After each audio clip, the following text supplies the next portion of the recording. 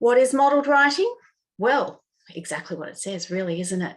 But it's where the teacher is providing the highest support. They are modelling. They are the knowledgeable writer.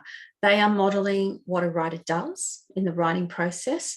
They are modelling how a writer thinks, how a writer questions, how a writer reviews.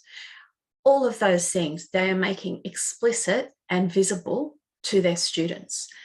During a modelled writing lesson, there would be very clear goals shared with the students. So there's a lot of planning involved when moving towards a modelled writing lesson. And that might involve choosing a text, but also thinking about the actual teacher talk that will be taken on during that lesson. Now, it is modelling where it's a lot of teacher talk. That doesn't mean students won't be participating, but the teacher will ultimately be sharing, I guess, the inside of knowledge of what a writer does and knows and understands. Let's have a look here. So on your screen, you can see a simplified version of the teaching and learning cycle. The teaching and learning cycle has been in existence for many decades now and is constantly evolving. But you'll notice that modelled writing is part of the teaching and learning cycle. So when we're talking about modelled writing in this presentation, we don't want to see it as something in isolation.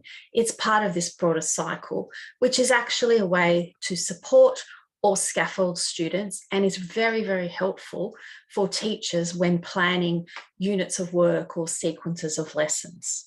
So the point of having modelled writing and the deconstruction of text is so that the conversations that start there are then carried into joint construction, where teacher and students are equal participants, and ultimately into students' own independent constructions. And this is all about talk about not just the topic or the field, which obviously needs to be developed, but also the language choices. And talk from the teacher, particularly during modelled writing, that also gets handed over to students as they move through this cycle through teacher support. So it's really important to remember that it's not something in isolation, it's part of that broader learning sequence.